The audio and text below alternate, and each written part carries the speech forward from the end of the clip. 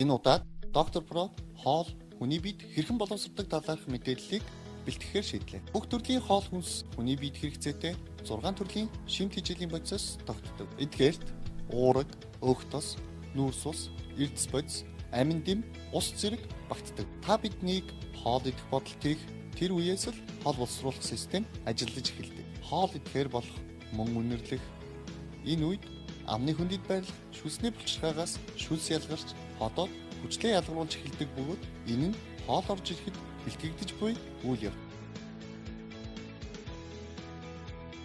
Эдсэн хоол хүнс аманд ороод шүлсэн твтэгдэн зөөлрч шүдний тусламжтайгаар бодлогдох ба хил нь амтлагаас гадна хоол хүнстэй хамт орсон яс, үс, мөн, хитрхи халуун, гашуун, хүчлэг зүйлсийг ч мэдрэн залхих хэсгийг шийддэг. Хилний мэдрэмжээр залхигдахыг зөвшөөрөгдсөн хоол хүнс улаан хоолоогоор дамжиж ходоодонд ордог бөгөөд энэ үед ходоод нь өөрийн үндсэн 3 үргийг үзүүлдэг.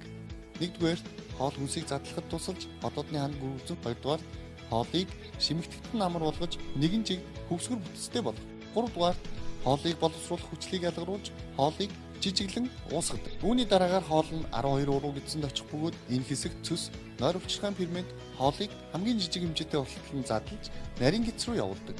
Гол үйл явц болох уураг, өөх тос, нүүрс ус, эрдэс, амин дэм зэрэг бид хэрэгтэй хэсгүүд нь нарийн гидсний ханаар шимэгдэж цус руу ордог бөгөөд үлдэгдэх хэсэг нь бүдүүн гидс рүү шилжиж тэндээ ус, мөн, зарим эрдэс бодисууд шимэгдэж хэрэгцээгүй болсон хэсэг нь шулуун гидсээр дамжиж өтгөн болон гадагшил.